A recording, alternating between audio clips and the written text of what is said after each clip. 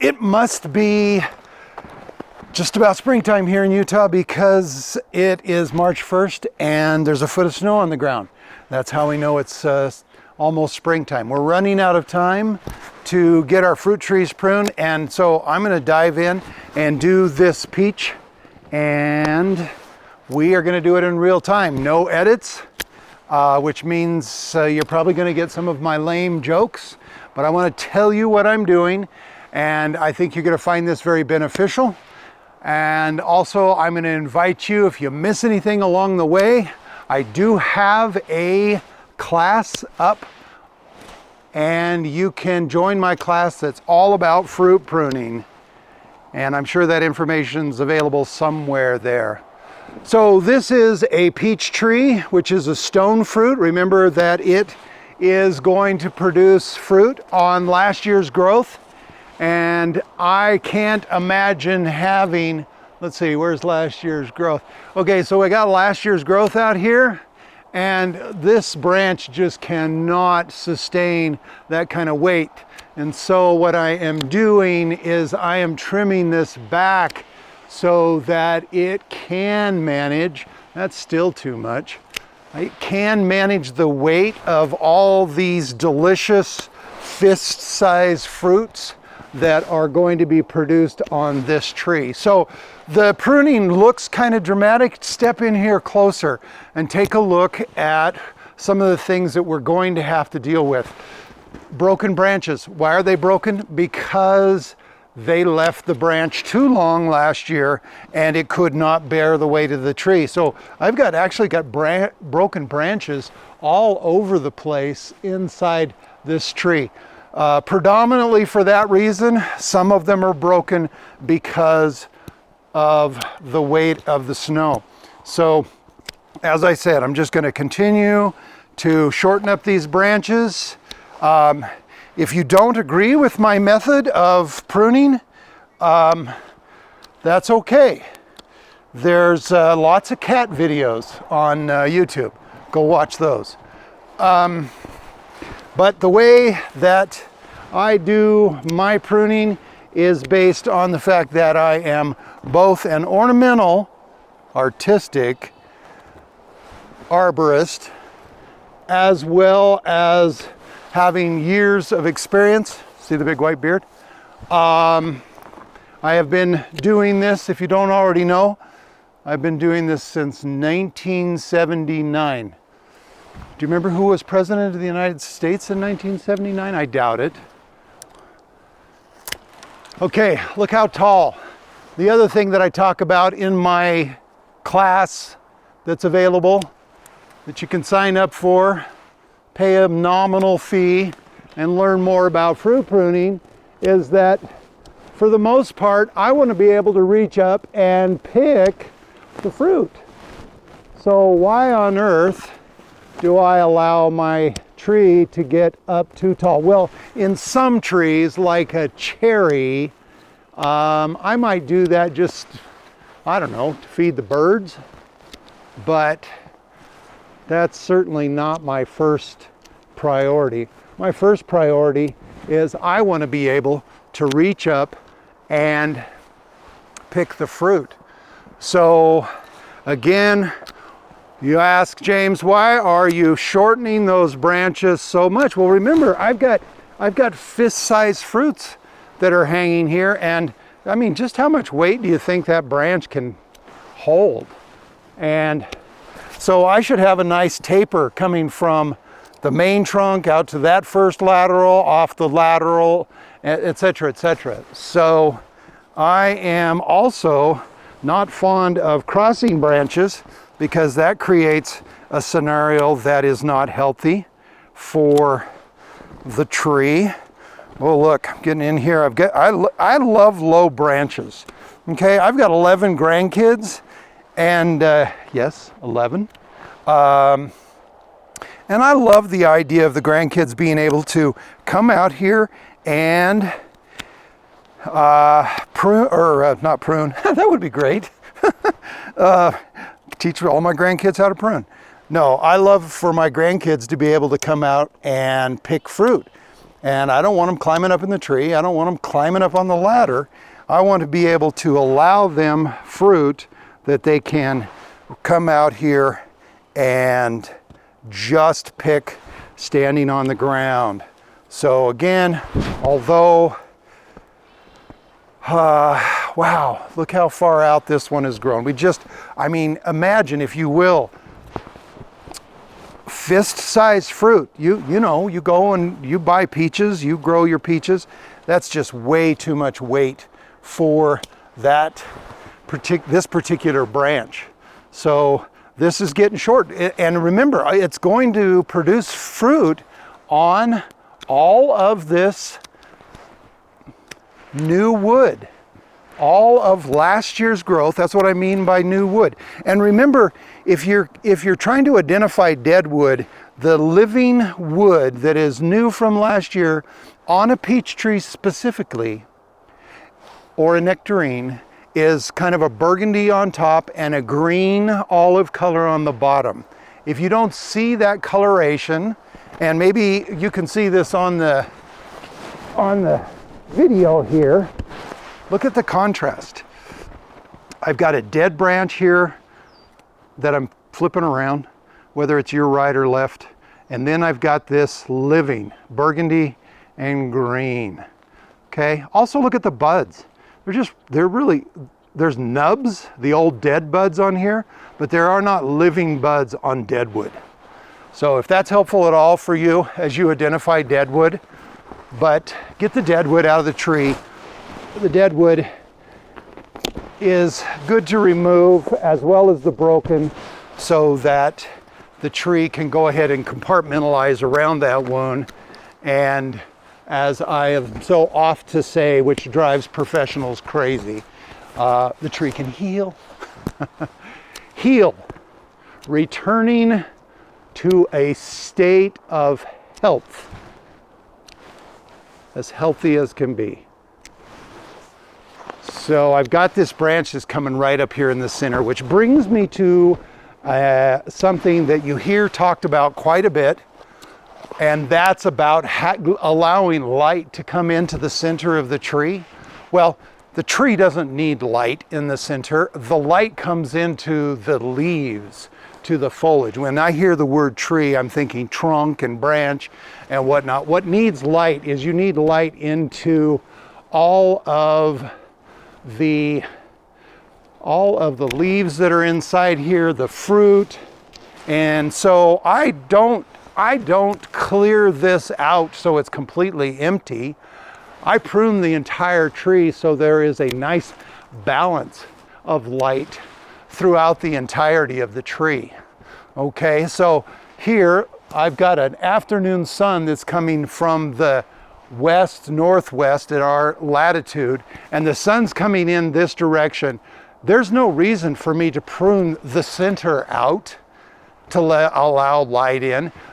What I need to do is to have thinned this portion of the branching, not only for the weight that I was talking about, but for the light coming in as well. Okay, so on I go.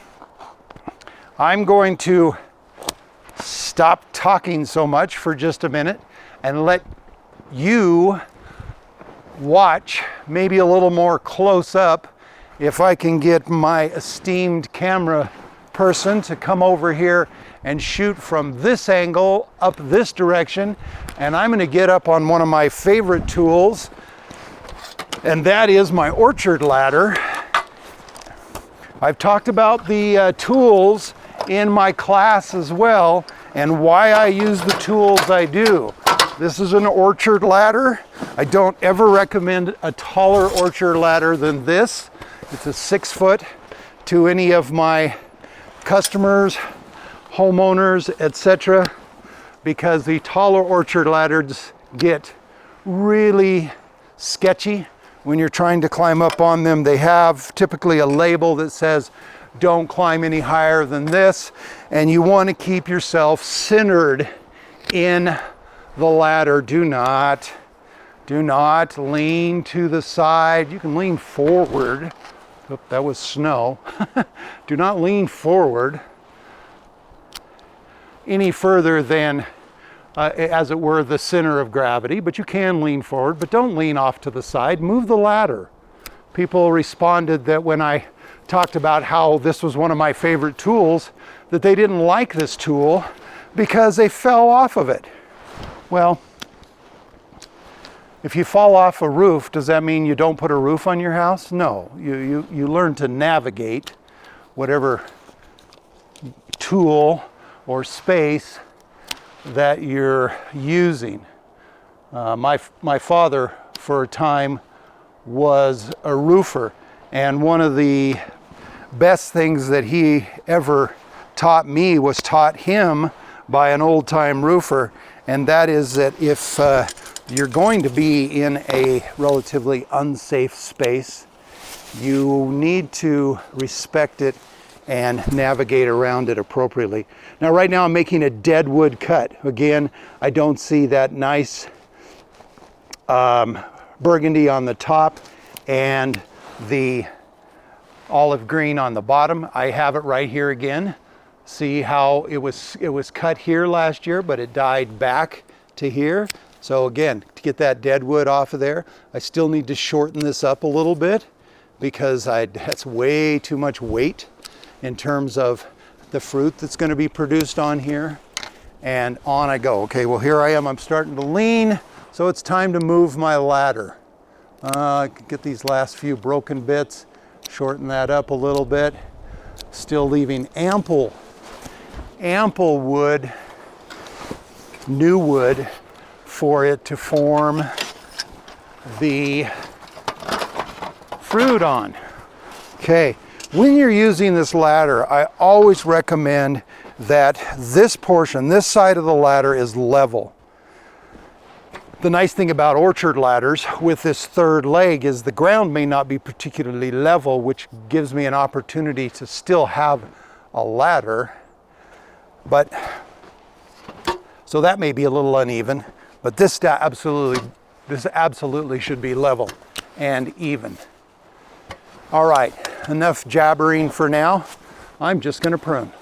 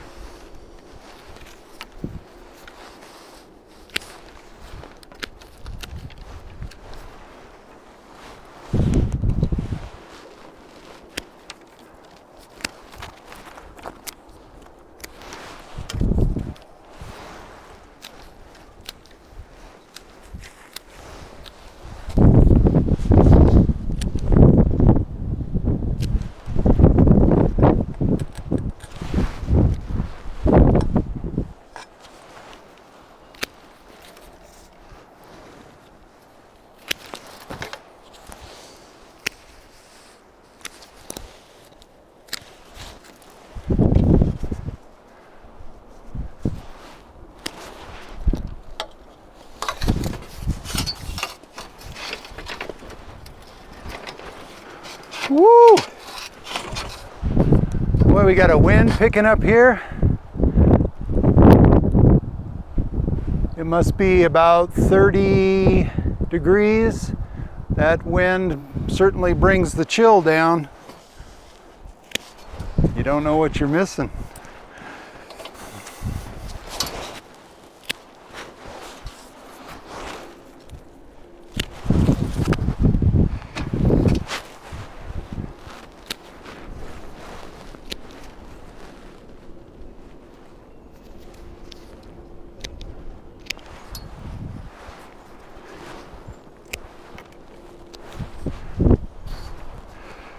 I want to emphasize the fact that when you're pruning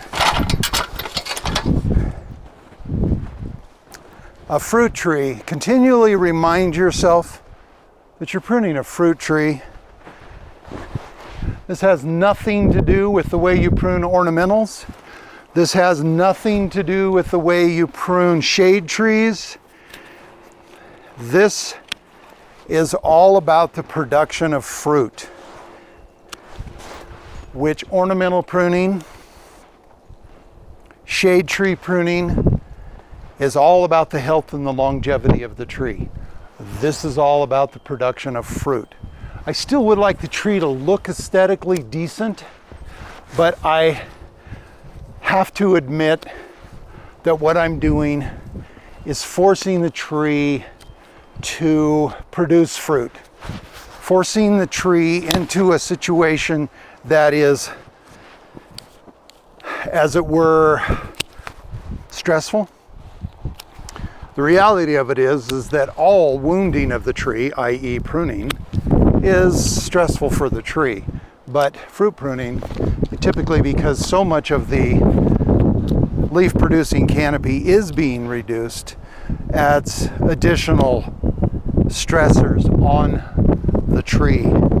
It's just kind of a fact of fruit production.